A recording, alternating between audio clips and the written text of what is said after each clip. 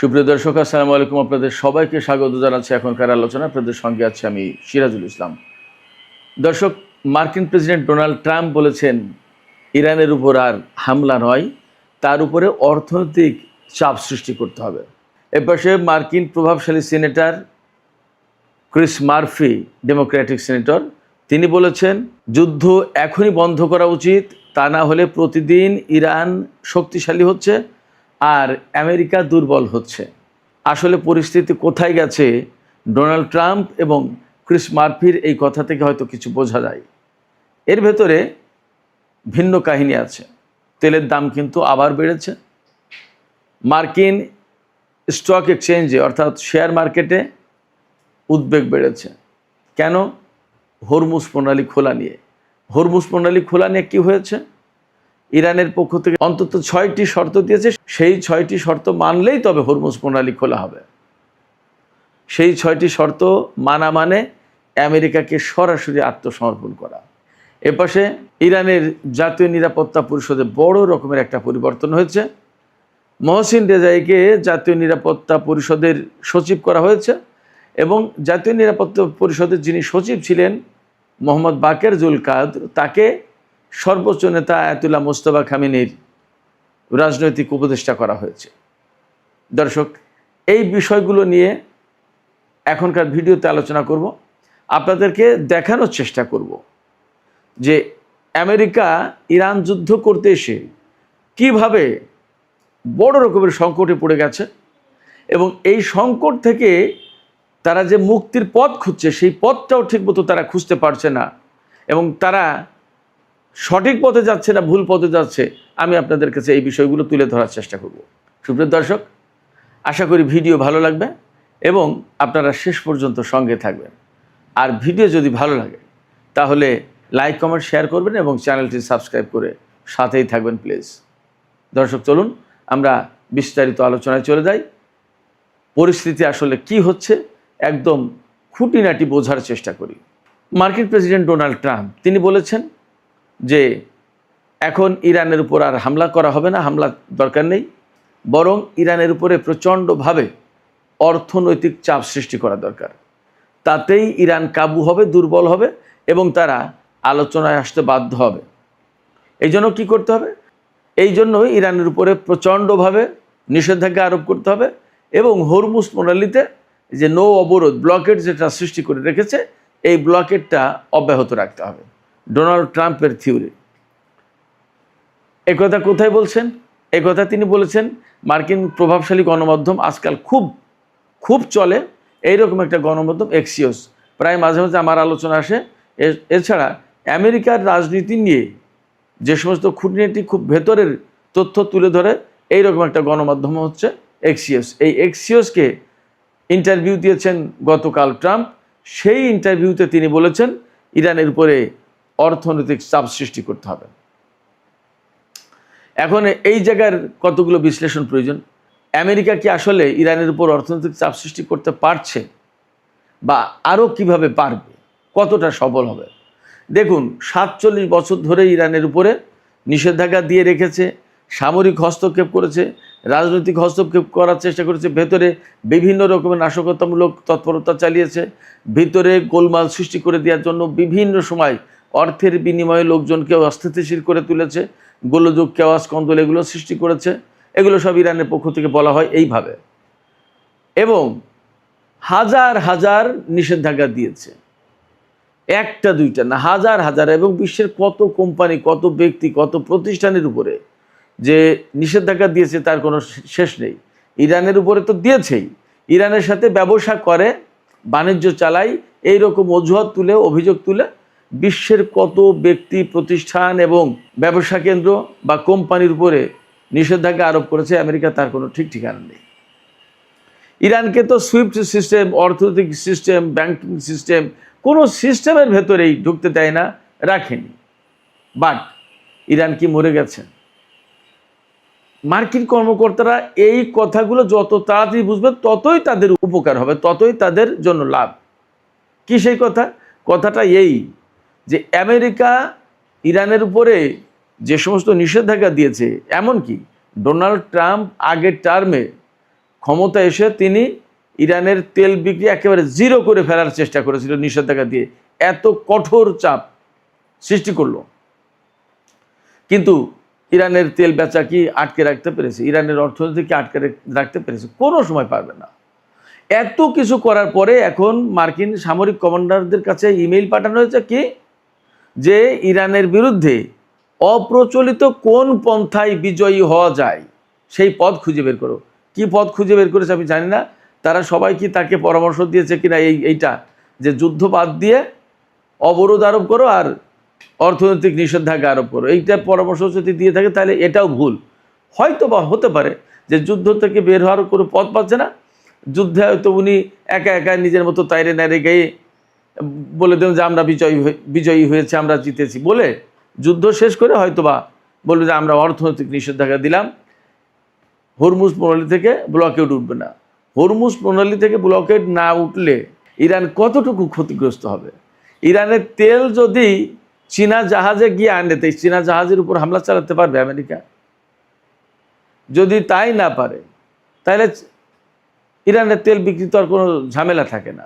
America যে এই অঞ্চলে ব্লকেড সৃষ্টি করে রাখবে, নৌ অবরোধ সৃষ্টি করে রাখবে, ইরান তো বলেছে মার্কিন নৌবাহিনীর বিরুদ্ধে তাদের যে যুদ্ধটা, সেই যুদ্ধের খুব কাছাকাছি, 0 আওয়ারে পৌঁছার কাছাকাছি টাইম রয়েছে। যদি এখান থেকে ব্লকেড না তুলে নেয় তাহলে ইরান তো শুরু করবে হামলা। কি করবে তখন?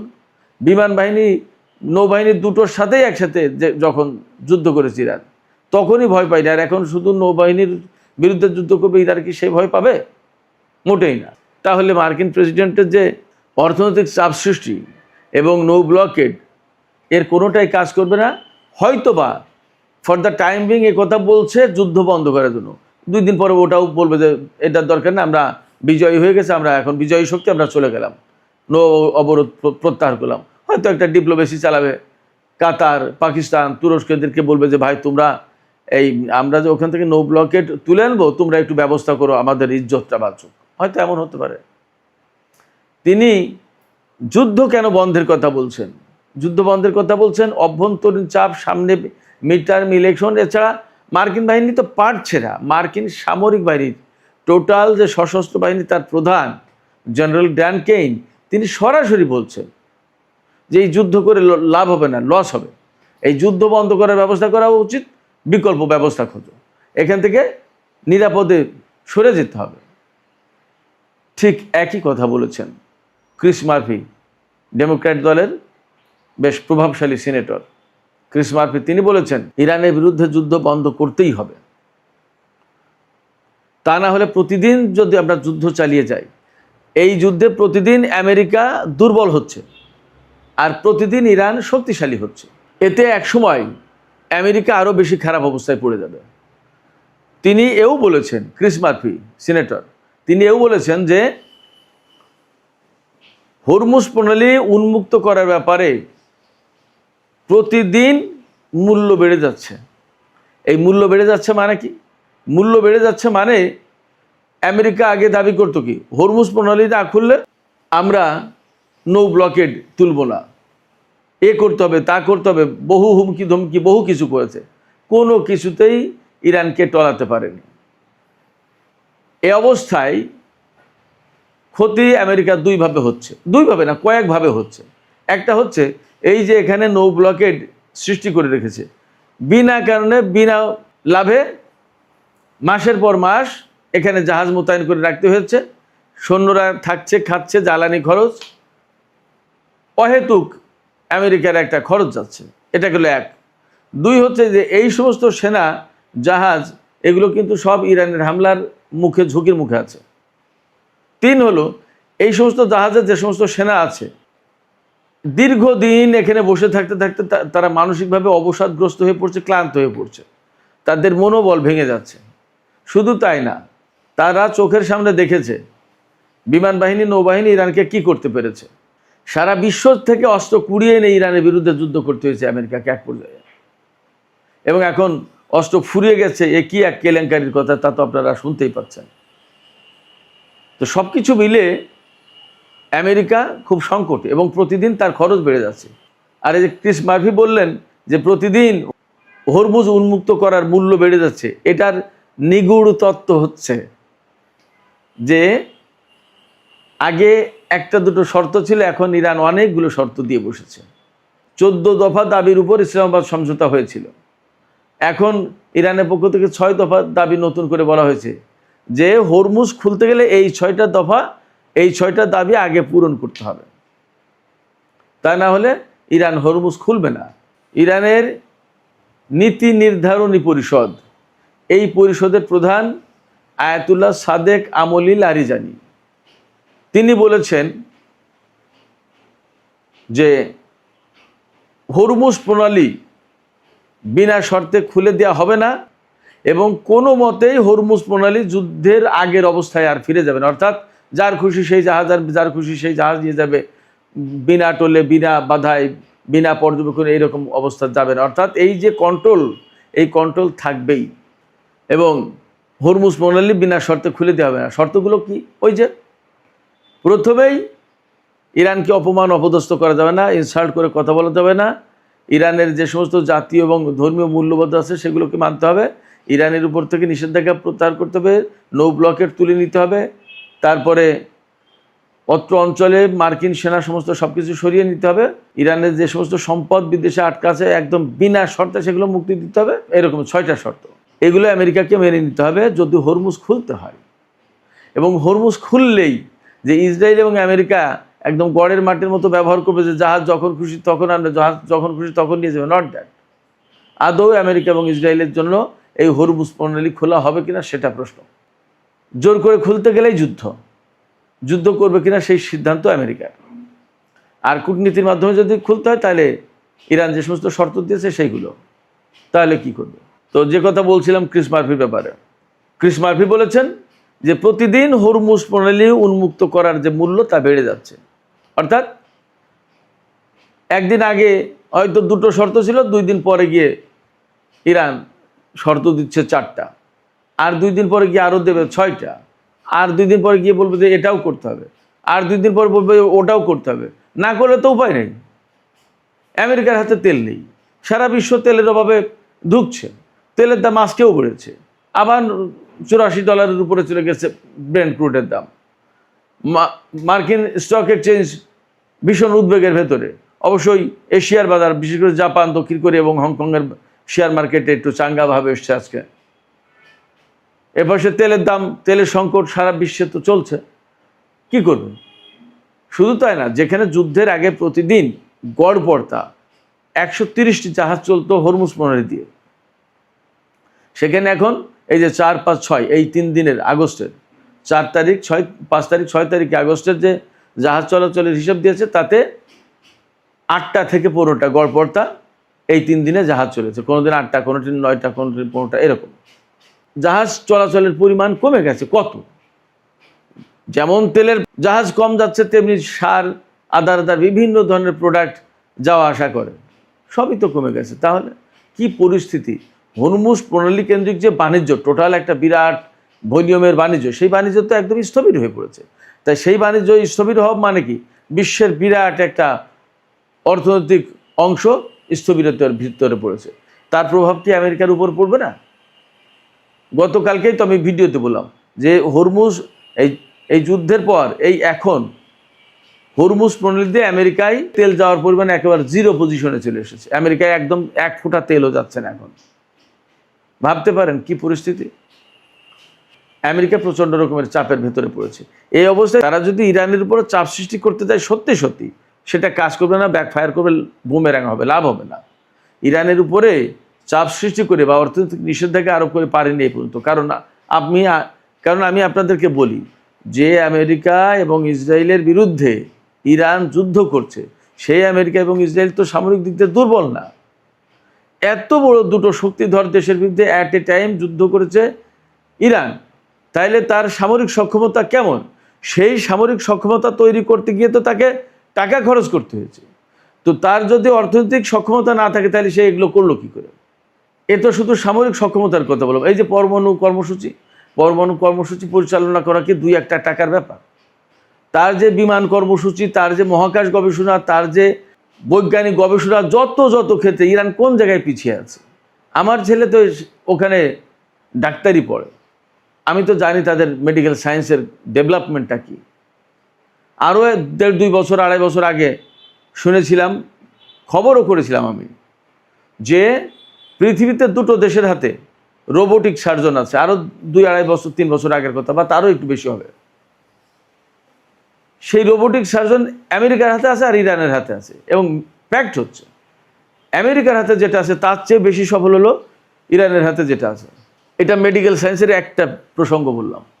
এইডসের, ক্যান্সারের, জটিল জটিল রোগের ওষুধ তৈরি করছে ইরান।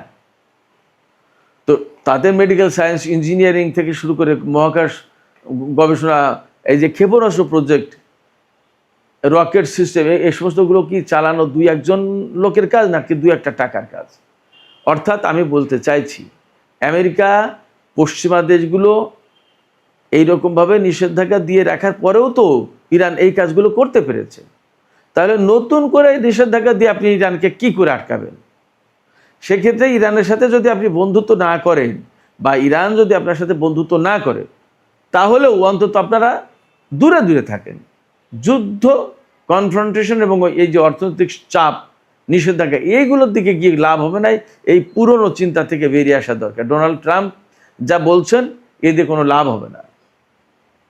তাকে যদি কেউ সৎ পরামর্শ দেওয়ার মতো লোক থাকে, তাহলে তাদের উচিত ডোনাল্ড ট্রাম্পকে বোঝানো যে ইরানকে আমরা গত 47 বছর ধরে ঠেকাতে পারিনি, দয়া করে এখন আর তার সাথে ওই যুদ্ধ ঝঞ্ঝাট করে লাভ নেই।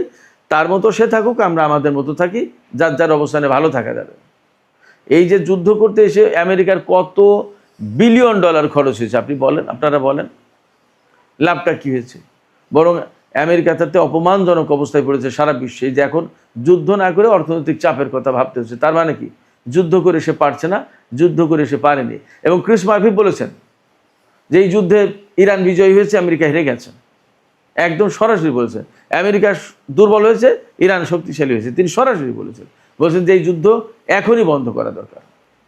সেক্ষেত্রে মার্কিন কর্মকর্তাদেরকে আসলে বাস্তবতা অনুধাবন করতে হবে, তাদেরকে বাস্তবতার আলোকে সিদ্ধান্ত নিতে হবে।